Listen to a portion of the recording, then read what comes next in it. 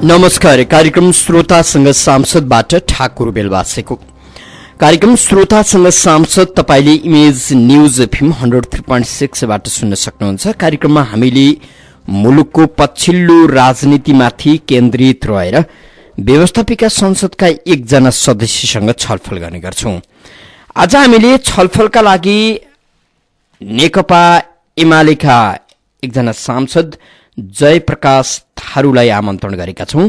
जयप्रकाश थारू पर्सा क्षेत्र नम्बर 5 बाट प्रत्यक्ष निर्वाचित भएर संविधान सभा हुँदै व्यवस्थापिका सदनमा पुग्नु भएको छ। उहाँसँगको छलफलमा तपाई पनि सहभागी हुन चाहनुहुन्छ भने हाम्रो स्टुडियोको टेलिफोन नम्बर 400654 मा फोन गर्न सक्नुहुन्छ।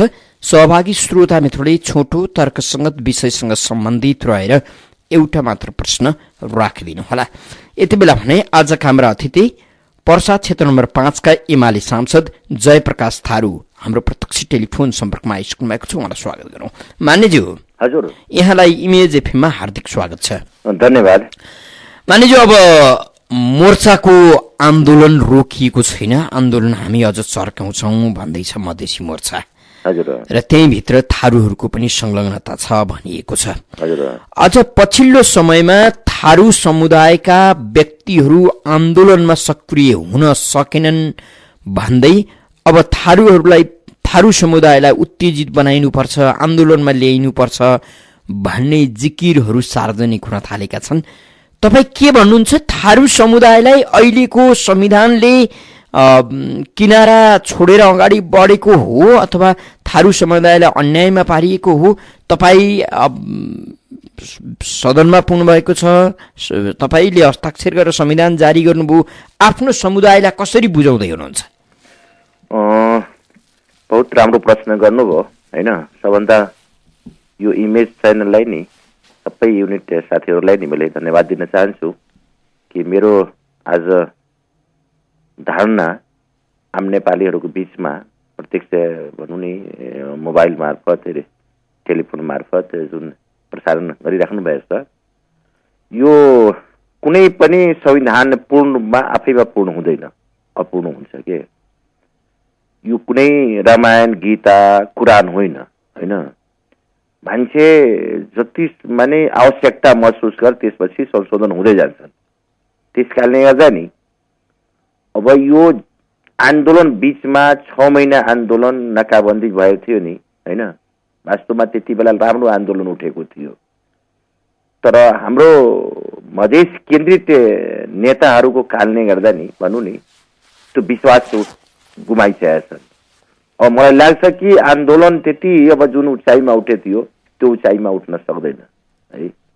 र अर्को कुरो चाहिँ ठिक छ, संविधान अब हाम्रो नेताहरू पनि भनिराख्नु भएको छ, प्रधानमन्त्री स्वयं भनिराख्नु भएको छ, आवश्यकता अनुसार संशोधन हुँदै जान्छन् हैन। त्यसकारणले गर्दा यो जति पनि आन्दोलन अहिले अब काठमाडौँ केन्द्रित आन्दोलन अहिले गठबन्धनले गर्न खोजिरहेको छ र त्यसै अनुसार घोषणा पनि गरेको छ। ठिक छ, उहाँहरूको काम हो आन्दोलन गर्ने हैन, गर्नुहुन्छ। तर जहाँसम्म लाग्छ मलाई के विश्वास गरिरहेको छु, के विश्वास लिएछु भने अच्छा के देखिरहेको छु भने जनतामा विश्वास गुमाइसकेको छ है। त्यति आन्दोलन उठ्न सक्दैन। हेलो, वैशाख 14 देखि 16 सम्म चितवनमा भएको थारू समुदायको अन्तर्राष्ट्रिय सम्मेलनमा तपाई पनि सहभागी हुनुभयो? थारू सम्मेलनमा म गए थिएन है। अहिले जस्तो बजारमा अर्को एउटा गाईगुई सुनिन थालेको छ। हजुर, मधेसी मोर्चा थारू समुदायलाई आन्दोलनमा उतार्न नसक्दाको एउटा पीडा खेपिराखेको छ र वैशाख 14 देखि 16 सम्म चितवनमा भएको थारू समुदायको अन्तर्राष्ट्रिय सम्मेलनमा छिमेकी मुलुक भारतका विभिन्न क्षेत्रबाट प्रतिनिधिहरू आए र भारतीय सरकारका प्रतिनिधिहरू पनि आए। उनीहरूको एउटा चिन्ता थारू समुदायलाई पनि मधेस केन्द्रित आन्दोलनमा उतार्ने, मोर्चाको आन्दोलनमा सहभागी गराउने र त्यसका लागि विभिन्न आश्वासनहरू थारू समुदायलाई दिन थालेका छन्। हामी थारू समुदायलाई मधेसका अन्य दलहरूभन्दा टाढा सम्झिन्नौं, निकट राख्छौं, हामीले थारू समुदायलाई आर्थिक सहयोग गर्छौं, विकासका सहयोग गर्छौं, यस्ता यस्ता आश्वासन भारतीय पक्षले दिएर थारू समुदायलाई पनि आन्दोलनमा उतार्नलाई प्रयास गरिँदैछ भन्ने कुराहरू सार्वजनिक भएका छन्। तपाईले यो विषयमा कतिको पत्तो पाउनु भएको छ? यो बिल्कुलै जति पनि आश्वासन दिए पनि नि, जो जति पनि खोक्रो नारा दिए पनि है, हाम्रो थारू भनेको नि यो अराजकतातिर बढी विश्वास गर्दैन के। थारू भनेको शान्ति नि नै बनाउन चाहन्छ के, होइन?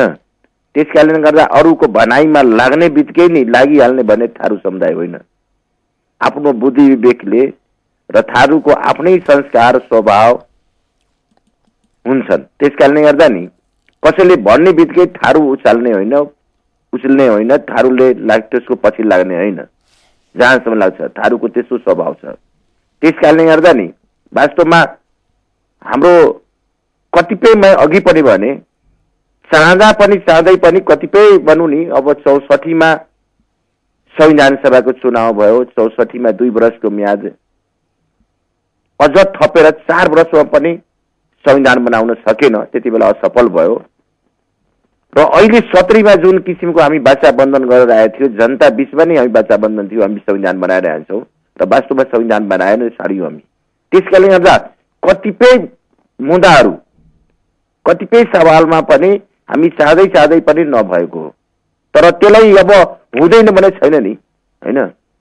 जनताले सर्वोपरि हो। जनता चाह्यो भने फेरि जे चाह्यो माग आयो भने त्यो संशोधन हुन सक्छ। त्यसमा त बहुतै खुल्ला रूपमा संविधानमा छ नि त। त्यसकारणले गर्दा यो भारतले चाहे जसले पनि थारूलाई भड्काउन खोजे पनि थारू भड्कनेवाला छैन के। फेरि पनि मोर्चाको आन्दोलनको प्रारम्भिक चरणदेखि थारू समुदायका हकितका लागि खोलिएका विभिन्न सङ्घ संस्थाहरूले आन्दोलनमा एकबद्धता जनाउँदै आन्दोलनलाई अगाडि बढाउने काम त गरेका हुन् नि, होइन? हजुर। अब थारू समुदायको आन्दोलन सेलाएको अथवा आन्दोलन सम्बोधन भएको अवस्था त होइन। हजुर। एउटा कुरो तपाईँले मैले जानकारी गराउँ है, तपाईँ मार्फत नि थारू भनेको नि मैले अघि भने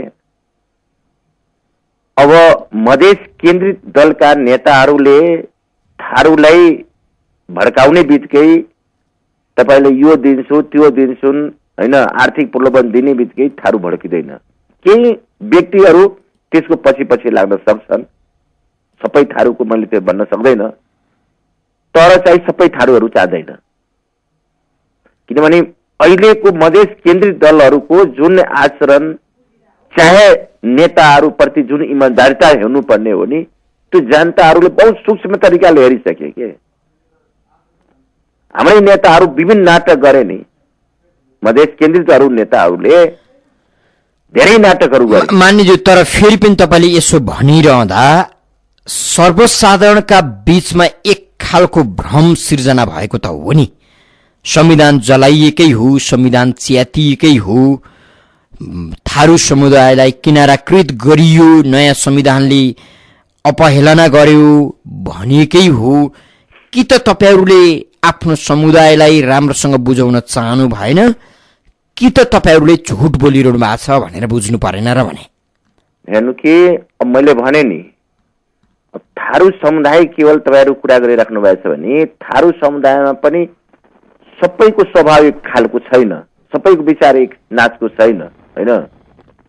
तर अधिकांश थारूहरू कसैको भड्काउमा पर्नेवाला छैन है। आफ्नो स्वविवेकले थारूहरू गर्छन् के राम्रो, के गर्दाखेरि राम्रो, के गर्दाखेरि नराम्रो, होइन? थारूको नाममा पनि थरुवट पार्टी लगायत अनेक पार्टीहरू खुलेको छ नि त, होइन? तर उहाँहरूको अहिलेको स्थिति हेर्नु नि के छ स्थिति। त्यस कारणले गर्दा कति समुदाय थारूहरू त्यसमा लागेका छन्, थारूको उपस्थिति कति छ, त्यसले गर्दा थारूको खोक्रो नारा दिने बित्तिकै नि थारू सबै लागिहाल्छन् भने छैन। त्यसो भने तपाईले मधेस आन्दोलनलाई अहिले पछिल्लो चरणमा कसरी विश्लेषण गर्दै हुनुहुन्छ? मैले होइन, जनताहरूले विश्लेषण गरिसकेका छन्। मैले अघि पनि भने 6 महिना नाकाबन्दी, त्यो नाकाबन्दीको समीक्षा जनताहरूले जनताले बहुत सूक्ष्म तरिकाले विश्लेषण गरिरहेछन् र गरेका पनि छन्। केन्द्रका मधेस केन्द्रीय दलहरूले यो आन्दोलनलाई कसरी हाँके, कसरी लिएर गए र यो आन्दोलनबाट कसले फाइदा लियो, कसको घाटा भयो, देशलाई कति नोक्सान भयो, सर्वसाधारण जनतालाई, मधेसी जनताहरूलाई कति नोक्सान भए, थारू समुदायलाई कति नोक्सान भए, चाहे अनेक समुदायले अरू समुदायलाई कति नोक्सान भए, बहुत सूक्ष्म तरिकाले जनताहरूले विश्लेषण गरेका छन्। त्यस कारणले गर्दा अब आन्दोलन भन्ने बित्तिकै नि उठिहाल्छ भन्ने छैन, बहुत मेहनत गर्नुपर्छ। जुन आन्दोलन उचाइ उठेको थियो नि, धेरै मधेस केन्द्रित नेताहरूले अनेक नाटक गरे नि, हैन? त्यस कारणले गर्दा नि यो नाटक पनि, जति पनि नाटक मञ्चन गरे तापनि हरेक नेताको गतिविधि 21औं शताब्दी हो। 21औं शताब्दीको जनताहरूले बहुत सूक्ष्म तरिकाले हामीलाई विश्लेषण गरिरहेका छन्। कसले के गरिरहेछ, कुन पार्टीले के गरिरहेछ भन्दाखेरि त्यस कारणले गर्दा अबका जनताहरू बहुत सचेत भइसकेका छन्। कसैले पार्टीले हाँक्ने बित्तिकै तपाईले यसो भनिरहँदा मधेस आन्दोलनले मुलुकलाई झण्डै 6 महिना ठप्प पारेकै हो। मधेसका नागरिकहरू आन्दोलनमा गोलबद्ध भएकै हुन्। अनि मधेस आन्दोलन त वास्तवमा इमानदारीपूर्वक भन्ने हो भने अब बाहिरी शक्ति अनि मधेसका पनि केन्द्रित आन्दोलनमा जुन उर्लेका भन्ने पार्टीका जनताहरू आफ्नो हक अधिकार पहिचानको लागि वास्तवमा आन्दोलनमा उर्लेकै नै थिए। तर फलस्वरूप भयो, परिणाम भयो के त?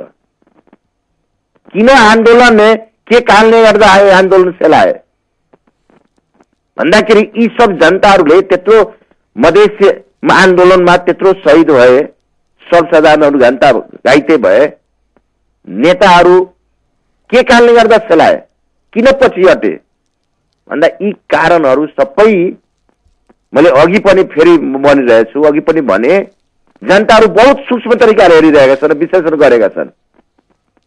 त्यस कारणले गर्दा नि अब तपाईले बुझ्ने गरी भनिदिनु न, मधेसको आन्दोलनको नेतृत्व गर्ने नेताहरू बाहिरबाट सञ्चालित छन्, उनीहरूका प्रत्येक पाइलामा बाहिरको रिमोट चल्छ भन्न खोज्नुभयो हो? सिधा बुझाइदिनुस् न। जनताहरू बुझिरहेछन्। मैले जुन किसिमले बोलिरहेको छु हाम्रो भनाइ पनि जनताहरूले बुझिरहेछन् र जनताहरू पनि विश्लेषण गरिसकेछन्। त्यस कारणले गर्दा नि अब मैले अघि पनि भने 21औं शताब्दीका जनताहरू बहुत सचेत भइसकेका छन्। नेताभन्दा कार्यकर्ता, कार्यकर्ताभन्दा जनता धेरै अगाडि आइसकेका छन्। त्यस कारणले गर्दा नि अब को आन्दोलन खोक्रो नारा दिएर, नारा एउटा दिने, व्यवहारमा अर्को देखाउने, जनताहरूप्रति बेइमान हुने, इमानदारता नदेखाउने, त्यस कारणले गर्दा नि कसैले भने बित्तिकै आन्दोलन उचाइ उठिहाल्छ, चाहे उभाइहाल्छ भने छैन। कसको लागि आन्दोलन? आन्दोलन जनताको लागि गर्ने हो भने जनताप्रति त जवाबदेहिता, जनताप्रति इमानदारिता त हुनु पर्यो नि। जनताको नारा लगाउने अनि आफ्नो स्वार्थ आफू मोटाउने, आफ्नो लोभ लालचमा आफ्नो स्वार्थ पूरा गर्ने, आफ्नो छली स्वार्थ पूरा गर्ने, त्यस्तो किसिमको स्वभाव, त्यस्तो किसिमको आचरण देखा परियो नि। त्यस कारणले गर्दा अबको आन्दोलन जुन छ, जति नारा दिए पनि, जति जति भने पनि नि जुन आन्दोलन उचाइ उठे थियो त्यो आन्दोलन उचाइ उठ्न धेरै टाइम लाग्छ। अब हजुर आदरणीय श्रोता तपाईँ यति बेला इमेज न्यूज एफएम 103.6 सुनिरहनु भएको छ। हामी कार्यक्रम श्रोतासँग सांसदमा छौँ। आज हामीले पर्सा क्षेत्र नम्बर 5 का एमाले सांसद जयप्रकाश थारूसँग छलफल गरिराखेका छौँ। तपाईँ पनि छलफलमा सहभागी हुन चाहनुहुन्छ भने हाम्रो स्टुडियोको टेलिफोन नम्बर 400654 मा फोन गर्न सक्नुहुन्छ। टेलिफोन सम्पर्कमा कोही श्रोता मित्र हुनुहुन्छ। को बोल्दै हुनुहुन्छ? हेलो। हजुर भन्नुहोस्। नमस्कार अतिथिज्यू। हेलो अतिथिज्यू नमस्कार। नमस्कार। म गंगा प्रसाद शर्मा नेपाली बोल्दैछु। हजुर हजुर तपाईका धेरै कुरा सुन्यो, यथार्थपरक लाग्यो। हुन त जात जातिका कुरा नगर्नुपर्ने थियो, पहिलेदेखि स्थापित भएकोले उठाए, माफ गर्नुहोला। अहिलेसम्मको राजनैतिक आन्दोलनमा तपाईहरूको आन्दोलन देशभक्तिपूर्वक छ थारू जातिको, तर केही आइएनजिओवादीले भड्काउँदैछन्। त्यसलाई चिर्न तपाईको भूमिका कस्तो होला? यो मुलुकको लागि जवाफ दिउँ न। एउटा कुरो नि, हामी थारू भनेको नि बहुत सोझा साझा सिधा है, र आदिम कालको हामी थारू छौँ देशमा, र हामी लपन छप्पनमा थारू समुदाय रहँदैन, र वास्तवमा राज्यले नै थारूलाई नै पछाडि पारिएकी नै हो, यसमा कुनै दुमत छैन। तर थारूको नाउँमा जुन किसिमको गलत भ्रम फैलाउने काम र जुन किसिमको गलत क्रियाकलाप देखा परियो नि, होइन, त्यो बिल्कुलै दुःखदायी कुरा हो। कैलालीको घटना हेर्ने हो भने बिल्कुलै त्यहाँ दुःखदायी घटना भयो, त्यो नहुनुपर्ने घटना त्यहाँ भयो। त्यस किसिमले गर्दा नि थारूलाई भड्काएर, थारूलाई नि कुनै समुदायलाई भड्काएर कुनै समुदायको कुरा गरौँ है, त्यसकारण यो सोझा हुने बित्तिकै त्यसलाई थारूले भड्काएर उचालेर देशलाई नोक्सान पार्ने, आफ्नो क्षणिक स्वार्थ पूरा गर्ने। राज्यले पनि थारू मात्र होइन, सबै जात जातिका समुदायलाई नि हक अधिकार पहिचान निश्चित रूपमा यो संविधानमा सबैले खोजेको न थियो, चाहेको पनि थियो, र दिनु पनि पर्छ, र दिएका पनि छन्। त कतिपय मैले अघि पनि भने सबै कुरो पूर्ण भएको छैन, त्यसलाई बिस्तारै संशोधन गर्दै जानुपर्छ। त्यसकारणले गर्दा नि अब यसलाई कार्यान्वयन संविधान जारी पनि भइसक्यो, संविधान पनि घोषणा भइसक्यो। अब कार्यान्वयन पक्षमा हामी सबै इमानदारीपूर्वक लागौँ, यसलाई जुन आवश्यकता अनुसार संशोधन गर्दै जाउँ।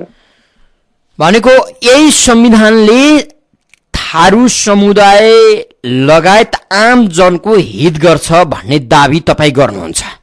अब गर्ने के त, अब यो त अब फेरि संविधान सभा फर्केर त आउन सक्दैन। अहिले संविधानबाट फर्की रूपान्तरित भए त व्यवस्थापिका शासन आइसक्यो, होइन। यत्रो वर्ष लामो सङ्घर्षको बावजुद संविधान सभा गठन भएको थियो, र संविधान वर्ष 164 को असफल नै भयो। 70 को जे होस् निर्वाचन पछि संविधान बनाउन हामी सफल भयो। यसलाई पनि अब कार्यान्वयनतिर हामी जान सकेन भने देश असफलतिर के पेठाउने, के लग्ने त? त्यसले गर्दा नि जनताको चाहना, इच्छा र आवश्यकता अनुसार संशोधन गर्दै जाने हो। हजुर हामीसँग फेरि अर्का कोही श्रोता हुनुहुन्छ। को बोल्दै हुनुहुन्छ? हेलो ठाकुर सर नमस्कार। म विश्वनाथ श्यामकुमार थापा बोल्दैछु सर। भन्नुहोस्। सांसदज्यू हजुर नमस्कार। नमस्कार। अब सांसदज्यू भन्नुहोस्, अब नेपाली जनताले तपाईहरू जस्ता नेतालाई कस्तो किसिमको नेता भनेर चिन्ने? इमानदारीता नेता, अब सिद्धान्तवादी नेता अथवा अवसरवादी नेता? नेपाली जनताले बुझ्ने गरी प्रष्ट जवाफ पाउन सांसदज्यू। हामी जनताप्रति, देशप्रति पुरै जवाबदेहिता र देशप्रति इमान्दार र जनताप्रति इमान्दार हामी छौँ है। अब अरू साथीहरू तपाईँहरू कसरी विश्लेषण गर्नुभएछ त्यो आफ्नो ठाउँमा हो, तर हामी जनता र देशप्रति पुरै इमान्दार भएर नि आफ्नो जवाबदेहिता निर्वाह गरिरहेछौँ। हजुर फेरि पनि टेलिफोन सम्पर्कमा अर्का कोही श्रोता हुनुहुन्छ। को बोल्दै हुनुहुन्छ? हेलो। हेलो, म विश्वनाथ श्रेष्ठ सामाकुसीबाट। हजुर। जोजोलपा। हजुर। मैले यहाँको कुरा सुन्दै थिएँ। हजुर। साह्रै छिटो दुख्यो एउटा कुरा, अब यो संविधान फर्केर आउँदैन, यानि कि पूर्ण लेखन हुँदैन, यानि कि नयाँ संविधान बनाउनुको लागि अब कुनै राजनीतिक गतिविधि हुँदैन। मलाई भन्न मन लाग्छ विगतको इतिहासहरू थाहा छ कि छैन, जनताले चाहे पनि नहुने कुरा केही पनि छैन। हेलो। हजुर यही कारणले अब यो संविधानकै कुरा गर्ने भने पहिलोपल्टको संविधान खारिज गर्ने कुनै पनि नियम कानुन केहीले पनि दिँदैन। यो केटाकेटी खेल जस्तोले गर्दाखेरि तपाईँ नेताहरूले यो देशको गतिविधिलाई मूल्याङ्कन गर्दा जिम्मेवारी लिनु पर्छ कि पर्दैन? धन्यवाद। जवाब दिनुहोस्। जनता त सर्वोपरि नै हो होइन। जनताको सर्वोपरिको कारणले गर्दा नि अहिले देश चाहिँ हिजो पञ्चायती काल व्यवस्था थियो भने, राणा शासनकाल पञ्चायती व्यवस्था थियो भने, बहुदल व्यवस्था हुँदै अहिले नेपाल गणतन्त्रतिर आयो। जनता नै सर्वोपरि हो। तर अहिले जुन छ नि भर्खर नै संविधान हामी लेखन गर्ने काम पूर्ण गरेका छौँ। फेरि पुनर्लेखनको जुन माग भएको छ नि र मुद्दा बनाउने काम भइरहेको छ त्यो अहिले तत्कालमा सम्भव देखिरहेको छैन। मेरो भनाइ त्यो हो। हालाकि जनता चाह्यो भने जनता नै सर्वोपरि हो, जनता चाह्यो भने जे पनि हुन सक्छ। तर अहिले तत्काल मैले देखिरहेको छैन, त्यो स्थिति छैन। त्यसकारणले गर्दा केही व्यक्तिले भन्ने बित्तिकै पुनर्लेखन हुने काम अहिले सम्भव देखिँदैन। म त्यसकारणले गर्दा अहिले संविधान जारी भएको छ, त्यसलाई कार्यान्वयनतिर हामी जाउँ। र अघि पनि मैले भने फेरि भनिरहेछु, जनताको इच्छा आकांक्षा चाहना अनुसार जेमा हुन्छ त्यो संशोधन गर्दै जाने हो। जुन दफा उपदफा हुन्छन्। ल त हामीसँग फेरि अर्का कोही श्रोता हुनुहुन्छ। को बोल्दै हुनुहुन्छ? म कपनदेखि कमल सेन्चौरी। भन्नुहोस्। नमस्कार अतिथिज्यू। नमस्कार। जुन मधेसवादी दलहरूले र एउटा थारूका नेतृत्वहरूले चाहिँ अब आन्दोलन गरिराखेका छन् होइन, अब यसमा तपाईँको बुझाइ के छ? जस्तो चाहिँ नि तपाईँहरूले संविधान बनाउनु भयो, तपाईँहरूले संविधान बनाउँदाखेरि हजुर थारू र मधेसीहरूको अधिकार कटौती गरेर पहाडेहरूलाई चाहिँ धेरै अधिकार दिनुभयो कि दिनुभयो भनेदेखि पहाडे र थारूलाई चाहिँ एउटा पहाडेहरूलाई के अधिकार बढी दिनुभयो, कति अधिकार बढी दिनुभयो नेपाली जनतालाई स्पष्ट पारिदिनु न। यो पहाडे होस् चाहे थारू मधेसी होस् सबै जात जातिहरूलाई अधिकार पाएको छ के? बुझाइ गलत छ होइन। त्यसकारणले गर्दा नि यो संविधानको सबै जात जाति समुदायको अधिकार सुनिश्चित गरेको छ। त्यसकारणले गर्दा हामी संविधान बनाउँदाखेरि नि मधेसमा धेरै फर्महरू फैलाउने काम भएको थियो। अहिले हामी जब आफ्नो कार्यक्षेत्रतिर गयौँ त्यसपछि हामी संविधान पढ्न लगायौँ। अब यसमा तपाईँहरू हेर्नुहोस् के अधिकार पाएको छैन भनेर त्यसपछि अब भ्रम त क्षणिक हुन्छ नि। सत्य त जहिले पनि सत्य नै हुन्छ र दिगो पनि हुन्छ। त्यसकारणले गर्दा भ्रम त तपाईँहरू केही क्षणको लागि भ्रममा पार्न सक्नुहुन्छ। त्यही कुरो भयो थियो जुन अहिले वास्तवमा संविधान आम जनताले पढ्न सफल भए र जानकारी पनि पाए, जसको कारणले गर्दा अब मधेस केन्द्रित दलहरूले पनि आन्दोलन भइरहेछन् र आन्दोलनमा मधेसमा पनि कति चरण कति पटक पनि जुलुस नारा गरे, कहाँ उपस्थित देखा परिरहेछ। त्यसकारणले गर्दा मैले अघि पनि भने कुनै पनि आन्दोलन होस् चाहे कुनै पनि कार्यक्रम गर्नको लागि आफूमा सक्षम र इमान्दारिता र जनताप्रति उत्तरदायित्व र बोलेको कुराहरू व्यवहारमा देखाउन सकेन भने जनताले हामीलाई बहुत सूक्ष्म तरिकाले हेर्छन् र जनताले बहुत विश्लेषण पनि गर्छ। त्यसकारणले गर्दा यसमा हामी सबै मिलेर यो संविधान बहुतै सबै जात जाति समुदायको लागि हक अधिकार सुनिश्चित गरिएको छ। यसमा हामी सबैले कार्यान्वयनतिर जाउँ। यसैमा देश र जनताको सबैको हाम्रो भलो हुन्छन्। देश शान्ति भयो भने विकासतिर लाग्छन्, हरेक सजिलो हुन्छ, नेपाल समृद्ध बन्छ। यही कुरो हो। अच्छा, हामीसँग फेरि अर्का कोही श्रोता हुनुहुन्छ, उहाँलाई स्वागत गरौँ। को बोल्दै हुनुहुन्छ? कहाँबाट? हेलो, म सुन्ना मङ्गलबाट नारायण श्रेष्ठ। भन्नुहोस्। संसदज्यू नमस्ते। नमस्ते। तपाईँहरूले खालि देशको लागि जनताको लागि भन्नुहुन्छ, देशको लागि जनताको लागि भन्नु, त्यो शब्दै प्रयोग नगर्नुहोस् के तपाईँहरू। न देशको लागि त कुरै नगरौँ, जनताको लागि त कुरै नगरौँ।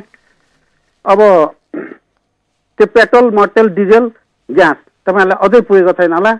2-4 वर्ष अझै 5 वर्ष कति थन्क्याउनु छ थन्क्याउनुहोस्। अनि त्यो तपाईँहरूले त यहाँ हाम्रो देशको हामीले दिएको त किन दिनुहुन्थ्यो र त्यो विदेशीले दिनुभएको त्यो भूकम्प पीडितको पैसा तपाईँहरूले कहाँ राख्नु भएको छ? विदेशतिरै गयो। अनि अर्को कुरा, यो हामीले यो संविधान नयाँ संविधान भन्यौँ। यो नयाँ संविधान ल्याएको चाहिँ के हामीले 5,000 ग्यासको पैसा तिर्नलाई ल्याएको संविधान हो? हजुर, जवाफ दिनु होला मानिज्यू। बहुत राम्रो प्रश्न गर्नुभयो। तर तपाईँले पनि थाहा छ यो देश चाहिँ कस्तो असहज स्थितिमा परेको थियो र बाहिरी शक्ति लिएर नि देशमा जुन किसिमको आन्दोलन, उतार चढाव, जुन किसिमको आन्दोलन भएको थियो, त्यति बेला त्यही पनि यो अहिले वर्तमान सरकारले कति बुद्धिमानी साथ सहज वातावरण गर्दै आइराख्नु भएको छ र पहिले भन्दा त धेरै सहज भएको छ नि त। त्यो धेरै बुद्धिमानी भएर होला मान्यज्यू। अहिले अझै पनि बजारमा ग्यास छैन, कालो बजारी मौला आएको छ हैन। एकैपटक छो मन्त्र गर्ने बित्तिकै नै आफ्नो देशमा त न ग्यास छ न पेट्रोल छ। त्यो नागरिकले पनि बुझ्छन्, तर मेरो देशमा ग्यास र पेट्रोल पाउँदैन, म भोकै बस्नुपर्छ भन्ने नागरिकको सरकारको विषय होइन नि त। मुलुकमा पेट्रोलियम पदार्थ छैन भन्ने कुराको ज्ञान त सरकारलाई हुने होइन। सबैलाई थाहा छ हाम्रो देशमा पेट्रोल छ न ग्यास छ, बाहिरी देशबाट ल्याउनु पर्छ र बाहिरी देशको गतिविधि, यही हाम्रो भारत छिमेकको गतिविधि, हाम्रो देशप्रति देखिने दृष्टिकोण कस्तो थियो भने तपाईँले पनि थाहा भइकिने कुरो हो। हामी भुतभोगी नै छौँ, हामी सबै भुतभोगी नै छौँ। त्यसलाई हामी कसरी माने छिर्दै, कसरी सहज पुर्याउँदै अहिले जे होस् बिस्तारै बिस्तारै धेरै अहिले सहज भइसकेको छ नि। र हामी दुई देश छिमेकीको बिचमा, भारत र चीनको बिचमा हामी नेपाल अवस्थित छौँ भने त्यही पनि दुवै देशको बिचमा अहिले जे होस् सम्बन्ध जुन छ नि बिस्तारै हुँदै गइरहेको छ नि त। र एकैपटक छु मन्त्र गर्ने बित्तिकै सबै थोक पुरा भइहाल्छ भने छैन नि। त्यस कारणले गर्दा नि पहिले भन्दा त धेरै सहज हुँदै गएको छ नि। र अझ पनि निकट भविष्यमा पनि हाम्रै पेट्रोल, ग्यासको पनि उत्खनन गर्ने काम, पत्ता लगाउने काम, अनुसन्धान गर्ने काम पनि भइरहेको छ। त्यसमा नेपाल सरकार पनि लागि परिरहेको छ।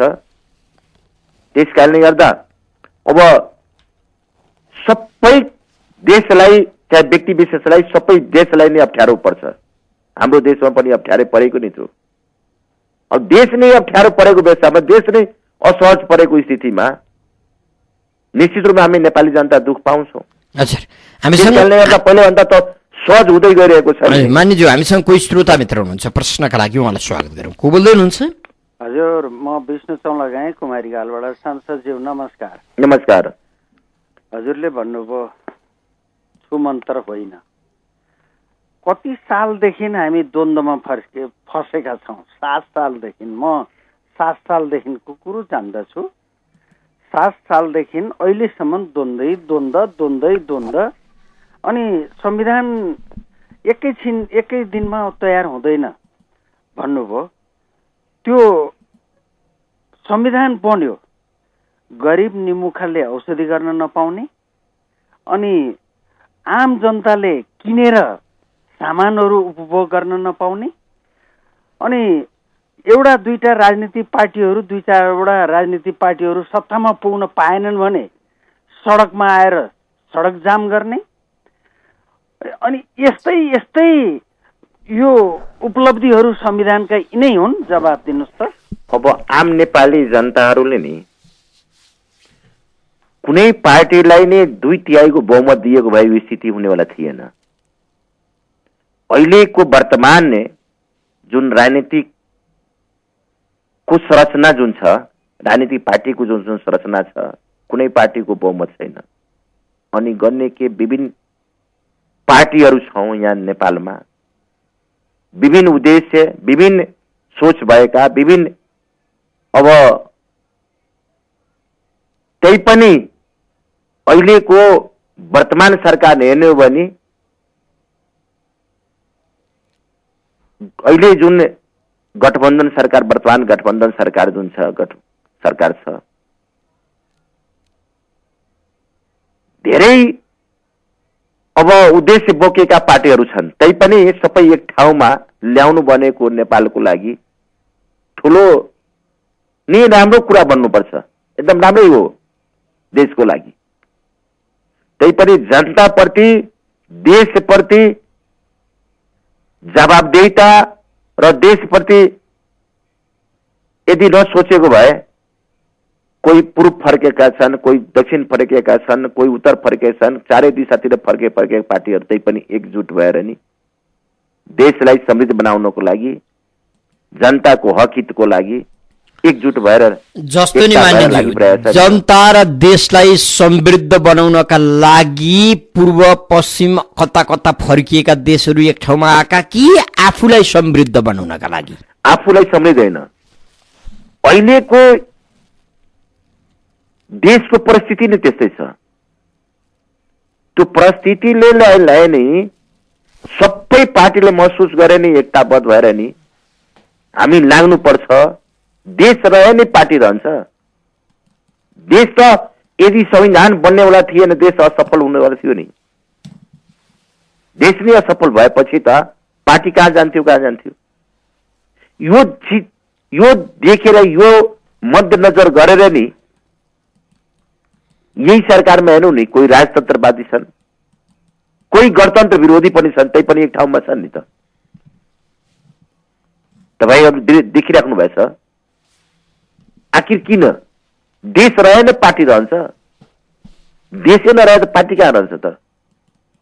त्यसकारणले गर्दा नेपाली जनताले नि एक पार्टीलाई नि, कुनै एक पार्टीलाई, मैले यो त्यो पार्टी भन्दैन, यदि 2/3 बहुमत दियो भए यो स्थिति आउने थिएन।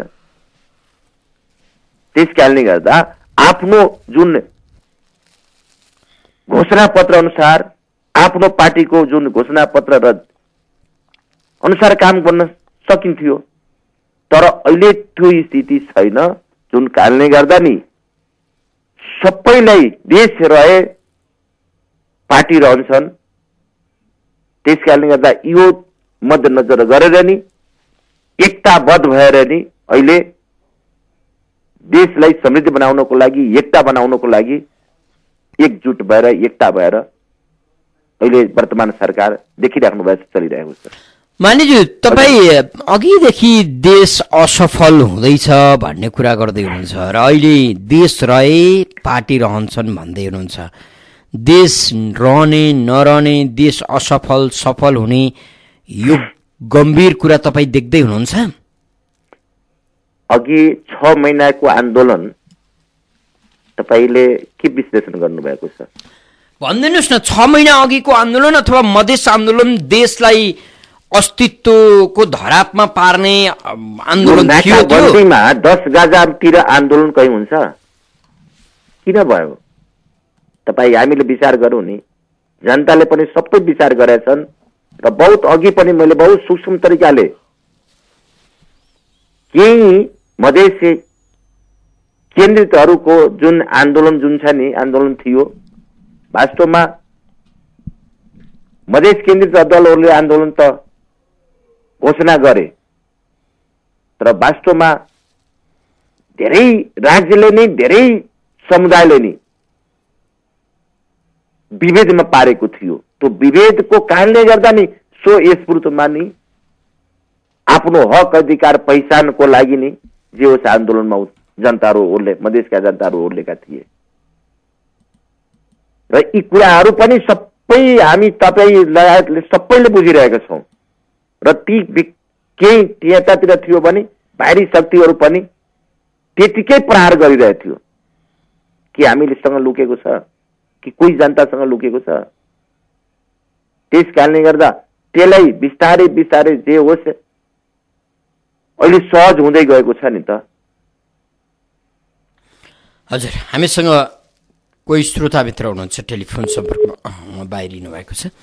मानिज अब के त संविधान कार्यान्वयन गरेरै तपाईँले भनेको जस्तो मुलुकको अप्ठ्यारोपनलाई चिर्न सकिएला? संविधान कार्यान्वयन हुने कुरामा अब संविधान कार्यान्वयन त गर्नै पर्छ नि। संविधान हामी जारी गरिसकेका छौँ, संविधान त कार्यान्वयन गरेर नि। मैले अघि पनि भने फेरि पनि अनुरोध गरिरहेको छु, जनता सर्वोपरि हो। जनताले चाहे इच्छा आवश्यकता महसुस गरेपछि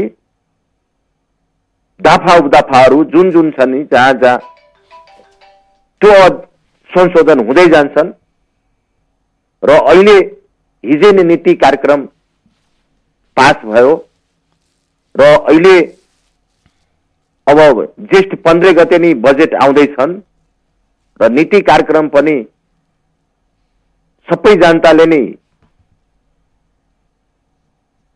हेरे सुने पनि बहुत राम्रो कार्यक्रम आएको छ।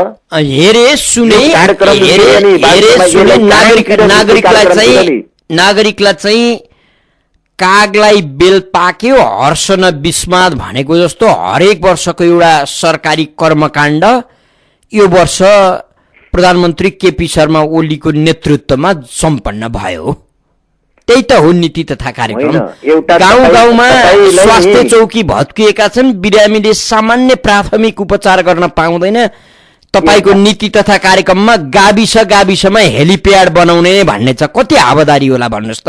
एउटा कुरो तपाईँ हेलिकप्टरमा नेपाली नागरिक सहर गर्न सक्छन् कि सक्दैनन्, त्यो हेलिकप्टरमा चढ्न कति पैसा चाहिन्छ, त्यो ज्ञान रहेछ हाम्रा नेताहरूलाई?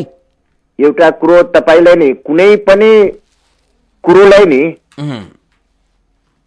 बैड सेन्सले सोच्यो भने गलत अर्थ लाग्छ र गुड सेन्सले सोच्नु भने राम्रो अर्थ लाग्छ है। गुड सेन्सले सोच्नुस् न त। गाउँमा तपाईको गाउँमा स्वास्थ्य चौकी छैन, जिल्ला अस्पतालमा डाक्टर छैन, भत्किएको छ अस्पताल, तपाई गाउँमा हेलिकप्टर पुर्याउने कल्पना गर्दै हुनुहुन्छ। 21औं शताब्दी हो।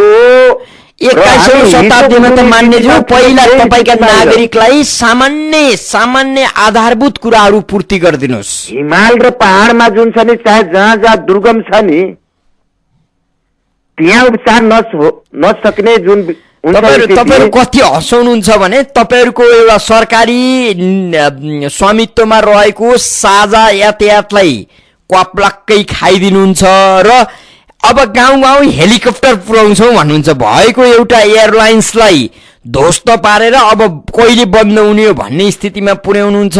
अनि गफ चाहिँ के दिनुहुन्छ नि, हामी तिमीहरूलाई गाउँ गाउँमा हेलिकप्टरले यताउति गराउँछौ भन्नुहुन्छ। एउटा कुरो तपाईले नि जुन छ नि, जुन स्थितिमा जहाँ पहिला थियो त्यही स्थितिमा हमेशा हामी रहिरहँ भने नि सोच राख्नु ठिक होइन। निश्चित रूपमा हामी फर्को मान्ने, देशलाई नि काया पलट गर्ने त्यसो किसिमको सोच राखी अग्रगामी सोच राखेर जानुपर्छ नि त। अब सोच राख्न त हामी चन्द्रमामा बस्ती बसाउँछौँ नेपालीहरूलाई, अब चन्द्रमामा लगेर राख्छौँ भन्ने भइगयो नि। निर्वाचन गराउने, स्थानीय निर्वाचन गराउने भनिदिनु भयो त प्रधानमन्त्रीज्यूले। अब ग्यास बजारमा नपाएर मान्छेहरूका सिलिन्डर 6-7 महिनादेखि सडक चोकमा अलपत्र परेका छन्। प्रधानमन्त्रीले पाइपबाट चुलोमा म ग्यास ल्याइदिन्छु पख त भनेकै हो नि। यो भन्न त पैसै लाग्दैन नि। योजना बनाउन, कुरा सार्वजनिक गर्न त न पैसा लाग्छ न शरम लाग्छ, केही पनि हुँदैन, लज्जा बोध पनि हुँदैन। जे भने पनि हुन्छ गरिबका लागि होइन। ल ठिक छ होइन। अब मानिज्यू आफ्नो व्यस्त समय हामीलाई उपलब्ध गराइदिनु भयो, राम्रो सान्दर्भिक कुरा गरिदिनु भयो, यहाँलाई हामी धेरै धेरै धन्यवाद दिन्छौँ। तपाईलाई पनि मेरो विचार टेलिफोन मार्फत जुन आम नेपाली जनताको बीचमा प्रसारण गर्ने काममा सहयोग गर्नुभयो, त्यसको लागि तपाई इमेज च्यानलको सबै युनिट साथीहरूलाई मेरो तर्फबाट धन्यवाद र सबै नेपाली जनताहरूलाई नमस्कार गर्दै म बिदा हुन्छु। धन्यवाद। आदरणीय श्रोता, कार्यक्रम श्रोतासँग सांसदमा आज हामीले पर्सा क्षेत्र नम्बर 5 का एमाले सांसद जयप्रकाश थारूसँग छलफल गर्यौं। कार्यक्रम सुनेर र कार्यक्रममा आफ्नो सहभागिता जनाइदिएर साथ दिनुहुने सम्पूर्ण श्रोता मित्रलाई धेरै धेरै धन्यवाद दिँदै सहकर्मी सञ्जयका साथमा ठाकुर बेलवासी बिदा हुन्छु। नमस्कार।